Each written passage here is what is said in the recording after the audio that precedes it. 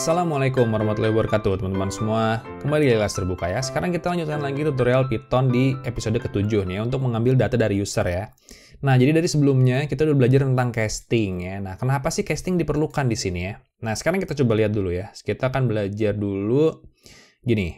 Kalau misalkan saya ambil ya, kita coba dulu bentar. Biar enak gini ya. Episode input user gitu ya. Input user, kita enter gitu nih. Misalkan ya. Misalkan kita mau ngambil input dari user, gimana caranya? Caranya adalah gini, kita ambil misalkan data gitu ya. Data sama dengan, untuk ngambil input dari user, kita bikin gini, input, pakai kurung-kurung, dan kita masukin di sini adalah si teksnya apa? Biasanya teks pertanyaan gitu ya. Misalkan gini, masukkan data, misalkan gitu. Oke, misalkan gini, gampangnya ya. Nah ini, dengan mudah kita coba run. Lalu kita taruh ke sebelah kanan biar kelihatan ya, kayak gini. Oke, nah lihat di sini ada tulisan masukkan data. Misalkan datanya adalah apa, misalkan ya. Udah masuk sebenarnya ke sini ya. Nah, sekarang kalau kita print coba di sini. Print gini ya. Terus gini, data sama dengan gini dan data gitu ya. Coba aja kita save dan kita coba run lagi. Kita clear dulu dan kita coba run. Lihat, misalkan datanya adalah otong ya. Maka data sama dengan otong. Oke. Keren ya? Keren. Nah, keren apanya Bang? Biasa aja. Ya udah ya. Namanya juga belajar, oke. Nah, di sini kita bikin gini. Misalkan ya, tipenya kita coba mau lihat ya. Tipenya apa sih? Nah, coba kita masukin di sininya tipe data. Gitu ya. Bang ya. Ini kan kita udah belajar dari sebelumnya ya. Bentar ini geser ke sana aja. Ya, ini kita geser ke sini dikit. Oke. Nah, jadi kalau kita masukin input di sini 10 misalkan ya. Nah, data yang keluar adalah str teman-teman semua. Kalau kita run lagi, terus kita masukin di sininya adalah misalkan tulip misalkan ya, aneh banget. Kenapa tulip? Ini str juga. Jadi mau apapun yang kita masukin di sini tetap str ya. Coba kita masukin lagi misalkan 10,1877 juta misalkan ya. Tetap string teman-teman semua ya. Nah, itulah kenapa. Sekarang berarti kita udah tahu bahwa data yang dimasukkan adalah string ya. Jadi ini data yang dimasukkan pasti string. Nah, sekarang berarti kalau gitu, jika ya kita ingin mengambil integer ya, maka kalau mau ngambil integer berarti gini, data integer sama dengan kita casting ini ya, kita casting ini ke integer. Jadinya gimana? Jadi gini. Kita bikin integer gitu, masukin si inputnya di dalam. Jadi gini. Masukkan angka gitu.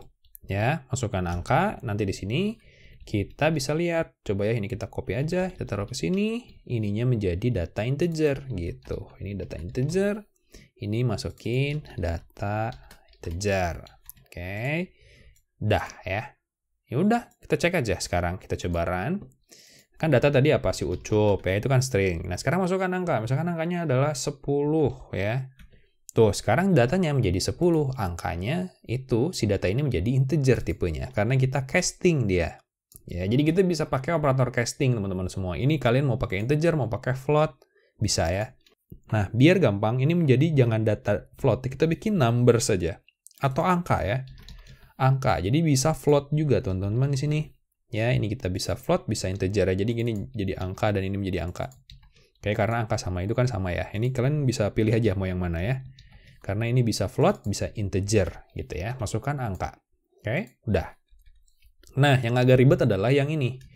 Bagaimana dengan float? Ya, bagaimana dengan float? Dengan boolean ya. Nah, boolean teman-teman semua, seperti yang kita tahu, kalau misalkan data boolean itu akan bisa dibaca kalau misalkan ya gini, masukkan nilai boolean. Nah, nilai boolean itu kan kita masukinnya 1, 0 ya. Lebih enak gitu. Coba kita print dulu deh. Misalkan, bentar ini kita copy dulu, masukin ke sini. Oke, kita bikinnya gini deh, boolean aja ya. Biner deh, biner. Oke, ini gini, ini gini, ini gini. Oke. Misalkan gitu ya. Kalau misalkan kita masukin kan, Ini kan tadi apa si Totong misalkan ya. Aduh, bentar, Ctrl Z dulu. Ini kita komen dulu. Ya, ini kita komen dulu semuanya. Karena kita mau boolean aja dulu ya. Oke, kepanjangan. Nah, ini kita masukin gitu. Misalkan nilai booleannya apa? Misalkan nilai booleannya true. Kalau true kan pasti jadi true ya. Tapi masalahnya kalau ini menjadi false, tidak menjadi false, tetap true. Nah, berarti caranya adalah, gimana caranya kalau kita membaca nilai boolean? Berarti ini harus kita casting dulu ke integer. Ya, kita casting ke integer. Oke, kita casting ke integer, baru di casting ke boolean. Nah, ini baru bisa kedetek. Misalkan, hey, hilang dulu, hey. Nah, ini misalkan 1, jadi true. Ya, kalau ini 0, jadi false. Gitu, teman-teman semua ya. Jadi untuk mengambil data biner agak sedikit tricky, karena kita harus memindahkan dulu ke integer, baru ke boolean ya. Ini yang cara paling gampangnya. Tapi nanti kita kalau udah belajar if then, ya, atau percabangan, kita bisa membuat sendiri gitu. Oke, gitu ya teman-teman semua konsepnya. Jadi ini adalah cara untuk mengambil data dari user. Karena kita punya 4 buah tipe data ya. Yang pertama adalah string, float, integer, ya, lalu ada boolean. Ini adalah cara untuk mengambil data dari si user teman-teman semua ya. Masukin data dari user dari mana? Dari sini. Misalkan kalau mau masukkan nama, misalkan ya kalau ini kita run, maka masukkan namanya siapa gitu ya. Oke teman-teman semua, keren ya, keren. Jadi itu saja, singkat sekali teman-teman semua. Jadi kalau misalkan ada pertanyaan, silahkan tulis di bawah, di komen di bawah.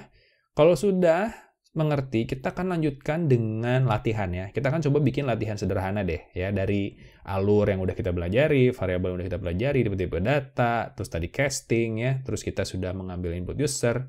Kita akan coba latihan di tutorial selanjutnya. Oke teman-teman semua, jadi sampai di tutorialnya. Sampai ketemu lagi di tutorial selanjutnya. Keep coding, stay awesome teman-teman semua. Bye.